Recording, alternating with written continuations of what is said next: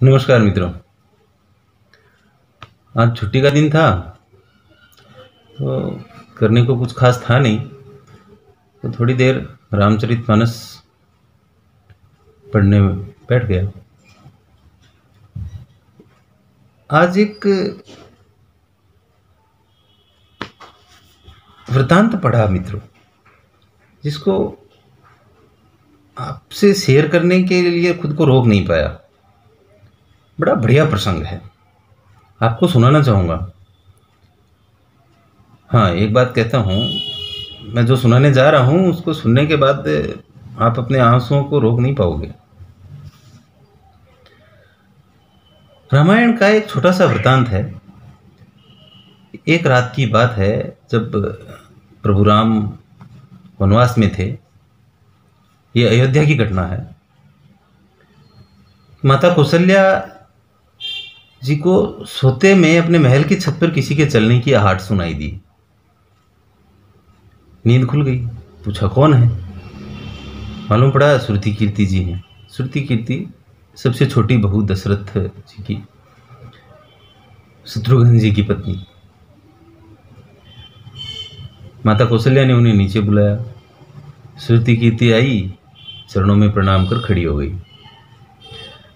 माता ने पूछा, श्रुति इतनी रात को अकेली छत पर क्या कर रही हो बेटा? क्यों नींद नहीं आ रही? शत्रुघ्न कहाँ है? श्रुति की आंखें भर आई, माँ की छाती से चिपटी, गोद में सिमट गई। बोली, माँ उन्हें तो देखे हुए 13 वर्ष हो गए। वो बोली कि माँ उन्हें देखे हुए 13 वर्ष हो गए। उफ, कौशल्या जी का हृदय कांप गया। तुरंत आवाज लगाई, सेवक दौड़कर आए। आधी रात को ही पालकी तैयार हुई और आज शत्रुघ्न जी की खोज होगी। मां चली।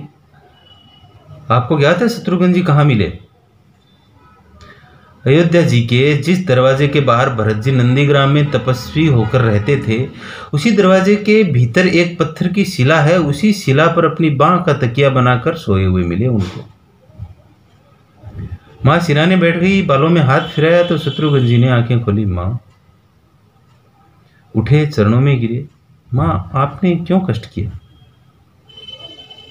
मुझे ही बुला लिया होता, मैं आ जाता। मां ने कहा, शत्रुघ्न यहां क्यों? शत्रुघ्न जी रोने पड़े। बोले, मां भैया राम पिताजी की आज्ञा से वन चले गए, भैया लक्ष्मण उनके पीछे चले गए, भैया भरत नंदीग्राम में है। क्या ये महल, ये रथ, ये राजसी वस्त्र विधाता ने मेरे लिए ही बनाए हैं? माता कौशल्या निरुत्तर हो गई।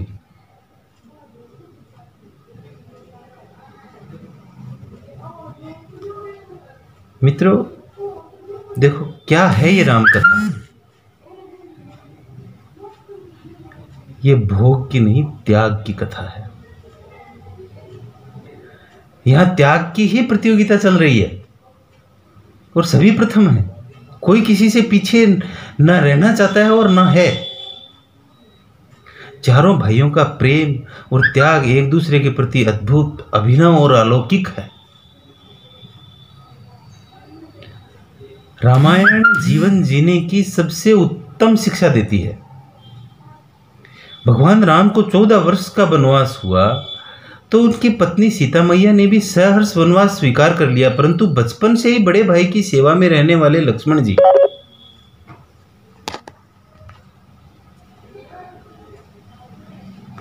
कैसे राम जी से दूर हो जाते? माता सुमित्रा से तो उन्होंने आज्ञा ली ही दी थी वन जाने की, परंतु जब पत्नी उर्मिला के कक्ष की ओर बढ़े थे तो ये सोच रहे थे कि मां ने तो आज्ञा दे दी, उर्मिला को कैसे समझाऊंगा, क्या बोलूंगा उनसे। यही सोच विचार करते हुए लक्ष्मण जी जैसे अपने कक्ष में पहुंचे तो देखा कि उर्मिला आरती का थाल लेकर खड़ी थी और बोली, आप मेरी चिंता छोड़ो, प्रभु श्री राम की सेवा में वन में जाओ, मैं आपको नहीं रोकूंगी। मेरे कारण आपकी सेवा में कोई बाधा नहीं आएगी, इसलिए मैं आपके साथ जाने की जिद भी नहीं करूंगी। लक्ष्मण जी को जो कहने में संकोच हो रहा था, परंतु उनको कुछ कहने से पहले ही उर्मिला जी ने उन्हें संकोच से बाहर निकाल दिया।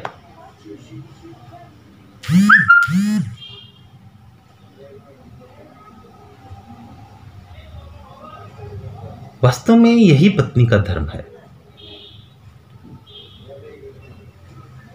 पति संकोच में पड़े उससे पहले ही उनकी मन की बात को जानकर उनको संकोच से बाहर निकाल देना।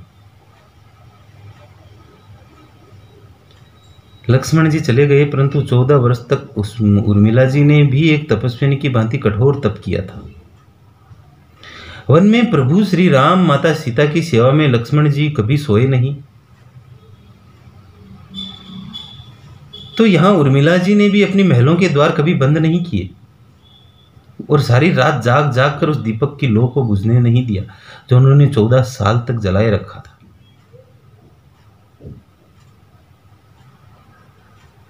मेघनाथ से युद्ध करते वक्त जब लक्ष्मण जी को शक्ति लग जाती है और हनुमान जी उनके लिए संजीवनी का पर्वत लेकर लौट रहे थे, तब वो अयोध्या के ऊपर से गुजर रहे थे, तो भरत जी ने उन्हें राक्षस समझकर बाण मारते हैं और हनुमान जी गिर जाते हैं।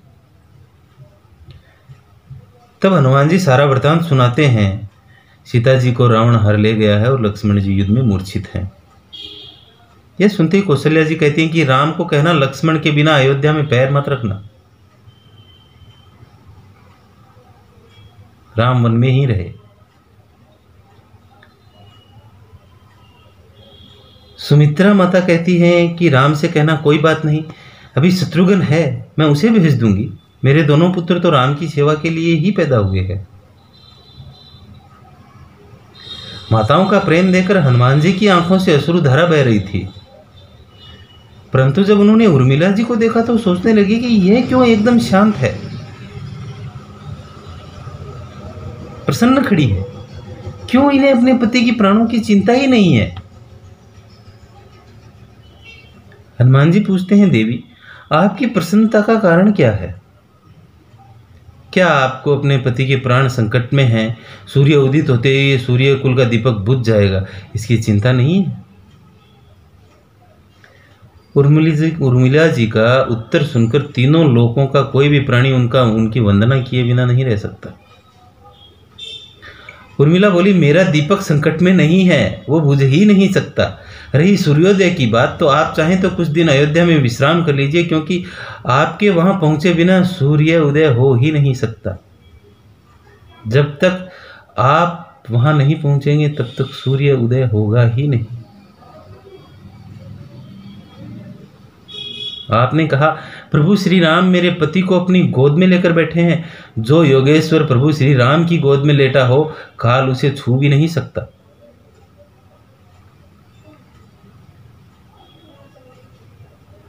मेरे पति जब वन में गए हैं तब से सोए नहीं हैं, उन्होंने न सोने का प्रण लिया है,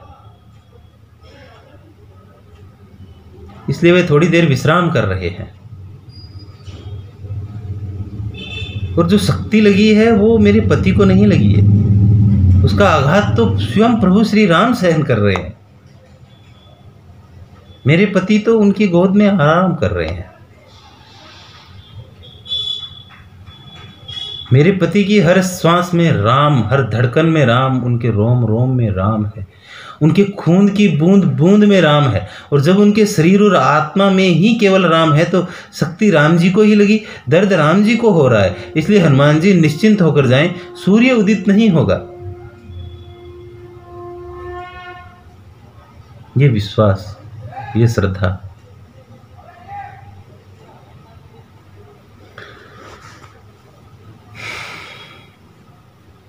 राम राज्य की नींव जनक जी की बेटियां ही थी, कभी सीता तो कभी उर्मिला। भगवान राम ने तो केवल राम राज्य का कलश स्थापित किया, परंतु वास्तव में राम राज्य इन सबके प्रेम, त्याग, समर्पण और बलिदान से ही आया। जिस मनुष्य में प्रेम, त्याग, समर्पण की भावना हो, उस मनुष्य में राम ही बसते हैं। कभी समय मिले तो अपने वेद, पुराण, गीता, रामायण को पढ़ने और समझने का प्रयास कीजिएगा मित्रों। जीवन को एक अलग दृष्टिकोण से देखने और जीने का शऊर मिल जाएगा।